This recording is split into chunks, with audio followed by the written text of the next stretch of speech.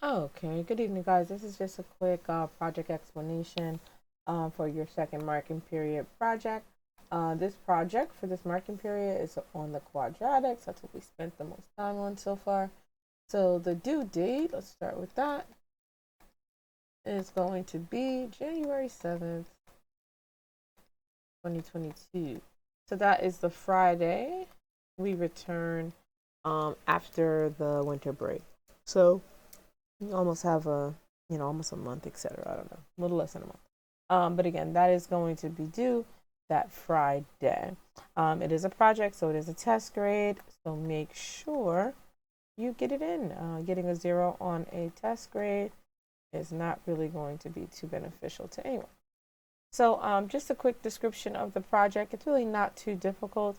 Just want to show you guys, what you should expect and what you need to do. Excuse me. As you work your way through. All right. So follow the instructions of each prompt to find the values of the coefficient of the quadratic equations. So the clues. Clue 1. It says to solve the equation for x, your answer is the value of a, the coefficient of a quadratic equation in standard form.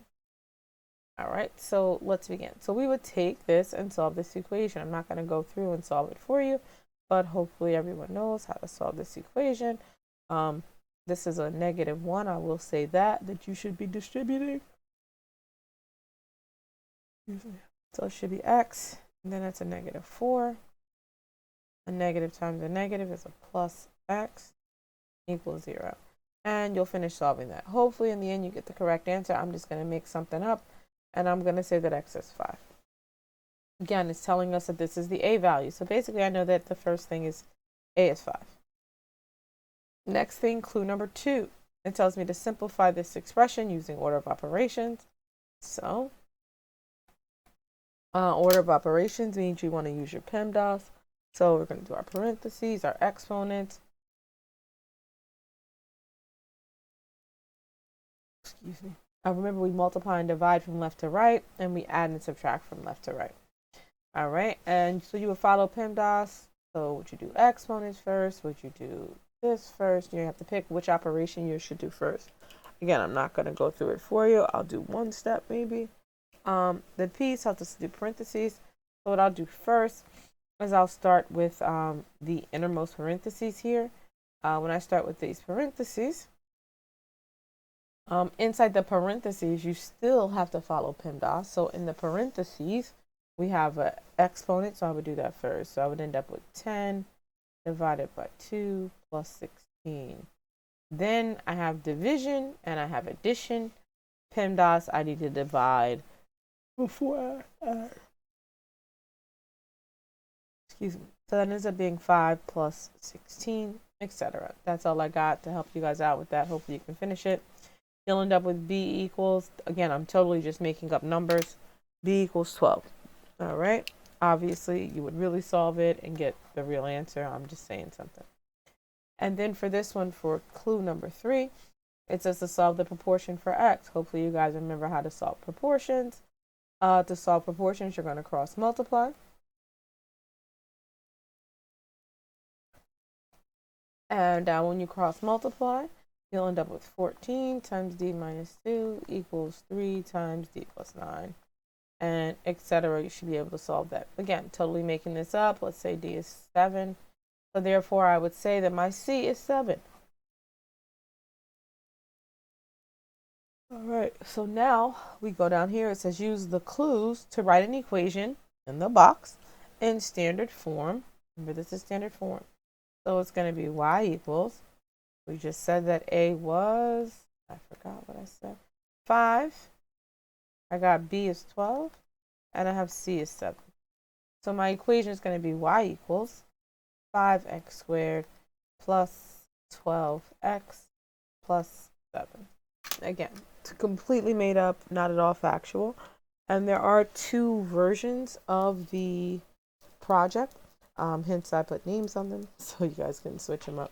But, so don't think that if yours doesn't look exactly like this one that it's something wrong with it, because there's 2 versions. So again, this will be my quadratic after I get my answers. Then I go down. The next step here asks us to figure out the vertex. So the vertex is a two-part thing. You need the axis symmetry, then the vertex. So the formula is there. You're going to use that equation, y equals 5x squared. I forgot what I just made up. Sorry, my phone's running. 5x squared plus 12x plus 7. So I'm going to take this equation and I'm going to use it, do my negative b over 2a to find my axis symmetry. Let's say I get x is 3, yada yada, I find my vertex. Then I need to graph it. Again, you guys should know how to graph it at this point. Do everything you need to do to graph it. Then part 5 says to solve it by factoring. So to solve it by factoring,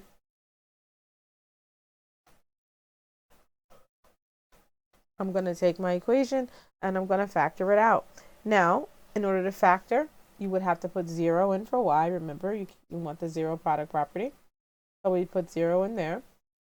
And in this particular instance, we would have to do AC. And AC would be 35. We would look for factors that give us 12. Again, it does actually be 7 and 5. But again, I just totally made these numbers up. So it doesn't necessarily have to be factorable, my random number, but it could work possibly. Anyway, then I would factor it, solve. The problems that you guys have are definitely factorable. And then I would also solve it using the whole quadratic formula. So that would be number 1. Then you have to do the whole thing again for number 2. Find A, find B, find C. This one is a system. And note that it says here it's the sum of x and y that give you C. For this one, you'd have to, distribute, work all that out. Again, graph it, factor, all that stuff. And then there's actually a third one as well where you have to do all of those things again.